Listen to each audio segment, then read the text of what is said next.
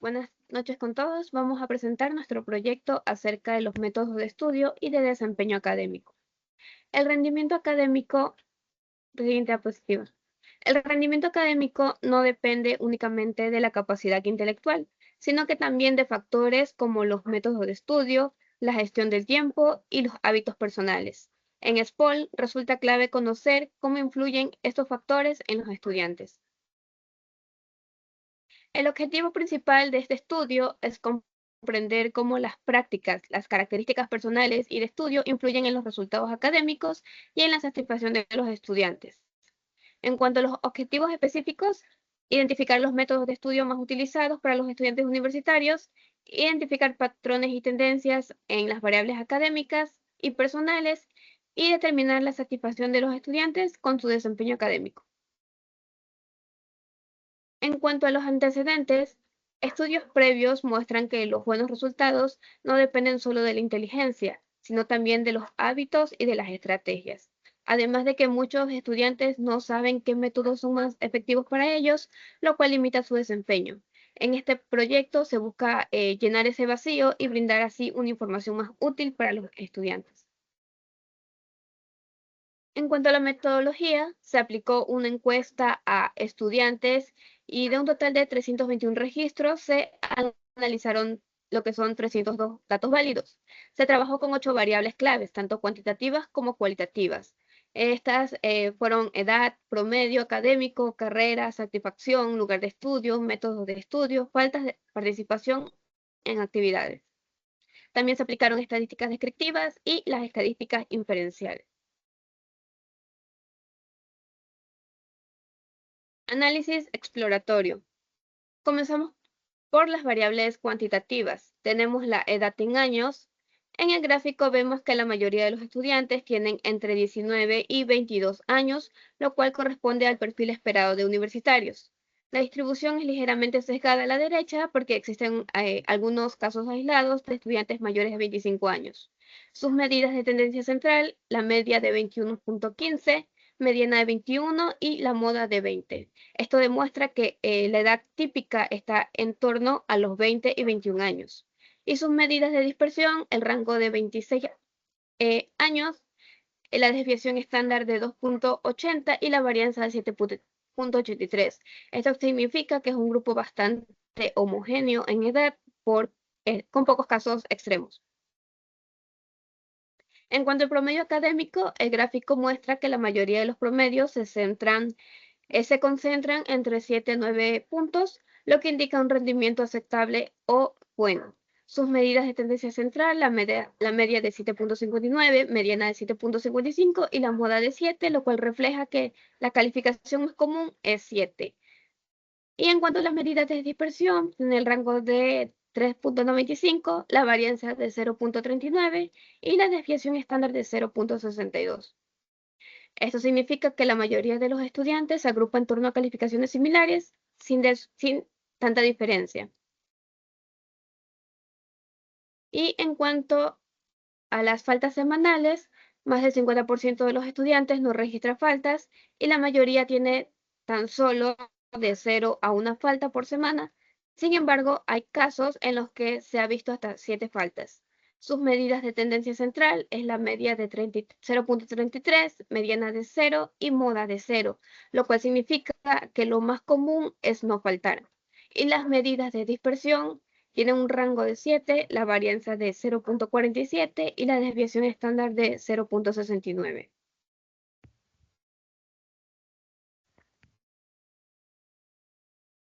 Con respecto a las variables cualitativas, tenemos que las carreras con más presencia son diseño gráfico en un 14.37%, producción para medios en un 6.25%, turismo con el 12.50%, carreras técnicas como electrónica o agrícola tan solo tienen un estudiante cada uno.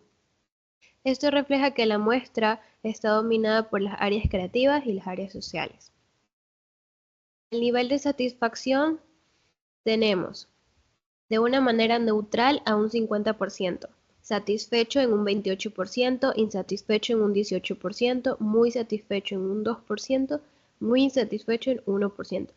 La mayoría se mantiene neutral o moderadamente satisfecho y los extremos son muy bajos. Con el lugar de estudio, claramente la mayoría estudia en casa con el 86.8%. Esto refleja comodidad y preferencia por el hogar como entorno académico. Los métodos de estudio, los estudiantes prefieren métodos individuales como resúmenes con el 31.6% y videos del 22.2%, lo que sugiere que la práctica autónoma predomina sobre las técnicas colaborativas. En la participación de las actividades extracurriculares, esto revela una baja participación extracurricular, el 47%. La mayoría se concentra en los estudios dedicando poco tiempo a actividades deportivas, artísticas o sociales. En el análisis de correlación se analizaron dos pares de variables, edad y promedio académico. Esta es una correlación débil, negativa en menos 0,18. Los estudiantes mayores tienden a tener promedios ligeramente más bajos. Con la otra variable que es edad y faltas, la correlación es débil, positiva con 0.24 y los de mayor edad tienden a ausentarse un poco más. Ok, entonces las inferencias estadísticas. En la tabla podemos ver el intervalo de confianza del promedio académico. La media muestral fue de 7.59 con una desviación estándar de 0.62. El intervalo de confianza al 95% está entre 7.52 y 7.66. Esto significa que podemos afirmar con un 95% de confianza que el verdadero promedio académico de toda población de estudiantes estadísticas se encuentra dentro de este rango. Siguiente diapositiva. En el caso de la... en esa misma diapositiva, perdón. En el caso de la media, en el caso de la edad, la media fue de 21.15 años con una desviación estándar de 2.8. El intervalo de confianza del 95% se ubica entre los 20.82 y 21.47 años. Esto nos indica que la gran mayoría de los estudiantes universitarios de la muestra se encuentran alrededor de 21 años. Para la variable de faltas por semana, tenemos que la media fue de 0.33 faltas por semana y la desviación estándar de 0.69. El intervalo de confianza de 95% está entre 0.25 y 0.41 faltas. Esto confirma que en promedio los estudiantes faltan menos de una vez por semana. En las variables cualitativas, también se calcularon los intervalos de confianza para las proporciones frecuentes. Primero tenemos la carrera, que la más común es turismo con un 14.6% y un intervalo de confianza entre 11% y 19%. Luego tenemos el lugar de estudio con tenemos que el 86.6% estudia en casa con un intervalo de confianza entre 82.5% y 90.1%, confirmando que la preferencia de los estudiantes está por el hogar.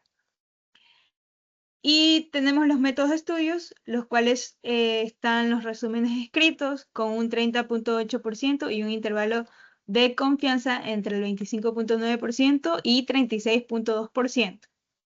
Y por último tenemos la participación en actividades extracurriculares, la cual la categoría más frecuente es neutral tiene un 47.6% con un índice de confianza entre el 42 y 53%. Bueno, como último cálculo de las inferencias tenemos lo que es la prueba de hipótesis de dos muestras grandes independientes. Y como preposición cogimos lo que es el promedio de edades si toman actividades extracurriculares. Luego la prueba de hipótesis nos dio un resultado de Z de menos 2.62 y un valor de P de 0.009, que por ley se entiende que es menor a 0.05, por lo cual se rechaza la hipótesis. Lo cual indica que el promedio que no participan, que es 21, es significativamente mayor que los que sí participan, que es de 19. Entonces, en conclusión, se dice que los resultados nos dicen que los participantes que son de actividades fuera del horario académico se asocian con estudiantes de menor edad. Bueno, conclusión, que es la siguiente diapositiva.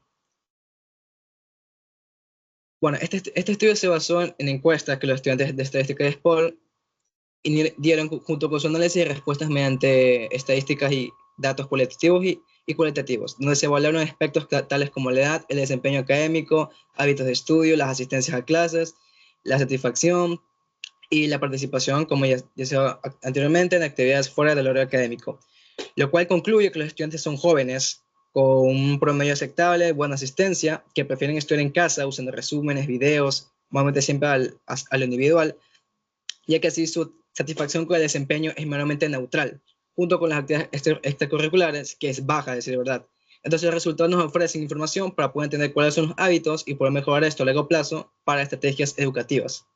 Entonces, por sus recomendaciones, en la siguiente diapositiva, como último se sugiere fomentar la participación de los estudiantes para no que haya ese individualismo, sino que sea algo más grupal. Entonces, por eso el aprendizaje se quiere más llevar a lo colaborativo, tipo de, ya no en casa, sino ofrecer talleres, complementos de estudio, para aumentar la confianza junto con todo el grupo académico, las tesis, grupos de estudio, materiales interactivos, para fomentar así el aprendizaje de la integración a la comunidad académica.